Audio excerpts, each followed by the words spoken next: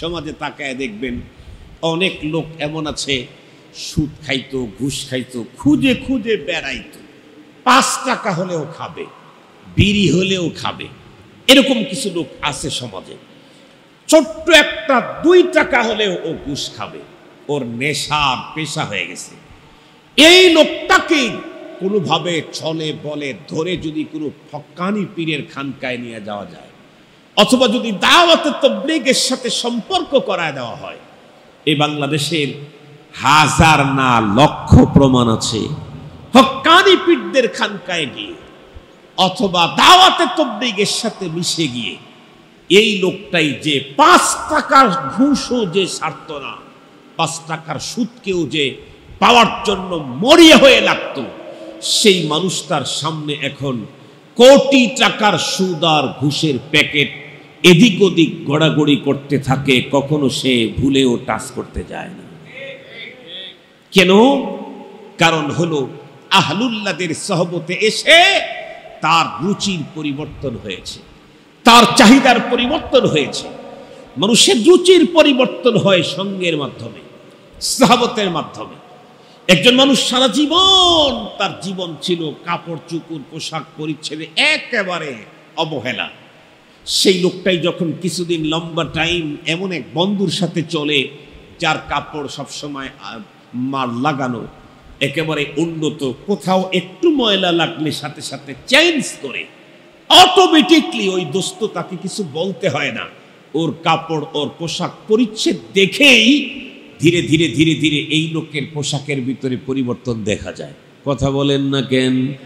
অসত্য অবাস্তব বললাম, সব তো আমার চোখের সামনে ঘটনা বলতেছি, এ তো ইতিহাস থেকে পাওয়া কথা বলতেছি না, নিজের চোখের দেখা কথা বলতেছি। এই কারণে মুহতারাম হাজিরিন, আজকের পৃথিবীর দিন যত যাবে অপরাধের প্রবণতা ততই বাড়বে, পৃথিবী অশান্ত হবে। এই পৃথিবীকে যদি শান্ত করতে চাও, এ দেশ আর সমাজ আর ফ্যামিলিকে যদি অপরাধ মুক্ত করতে চাও, অপরাধ দমন, দুদক মুদক অমক এই সেই বাড়ায়া জিন্দেগিতেও সম্ভব হবে না। অপরাধ দমনের যত সংগঠন বাড়বে, অপরাধের ততই প্রবণতা আরো বাড়তে থাকবে। দেখেন না, দুর্নীতি দমন করার জন্য ব্যুরো বানাইছে, সেই ব্যুরোর বুড়াগুলা দুর্নীতিতে চ্যাম্পিয়ন হয়ে গেছে। কথা বলেন না কেন? কথা বলেন না কেন? এরাও এখন এখন অনেকে আছে না নজরদারিতে, অনেকে নজরদারিতে আছে। কেন? দুর্নীতি দমন ব্যুরো টুরো দিয়ে দুর্নীতি মুক্ত হয় না। পৃথিবীর সবচাইতে ভয়ঙ্কর পরিবেশ ছিল এই পৃথিবীতে মহানবী সাল্লাল্লাহু আলাইহি ওয়াসাল্লামের আগমনের আগ মুহূর্তটা একদম ভয়ঙ্কর ছিল, সিরিয়াস। একটা মাত্র মুরগির বাচ্চাকে টার্গেট করে 40 বছর পর্যন্ত যুদ্ধ বিগ্রহ চালু ছিল জাহেলি যুগে, হারবুল ফুজ্জার। এতটাই ভয়ঙ্কর ছিল তখনকার মানুষ। সেই অশান্ত এবং অপরাধের প্রবণতায় ভরা অন্ধকারের যুগের মানুষদেরকে আল্লাহ পাক রক্ষা করার জন্য শান্তির মহান বার্তা দিয়ে মুহাম্মদুর রাসূল সাল্লাল্লাহু আলাইহি ওয়াসাল্লাম শান্তির দূতকে আল্লাহ পাক দুনিয়াতে পাঠায়া দিলেন।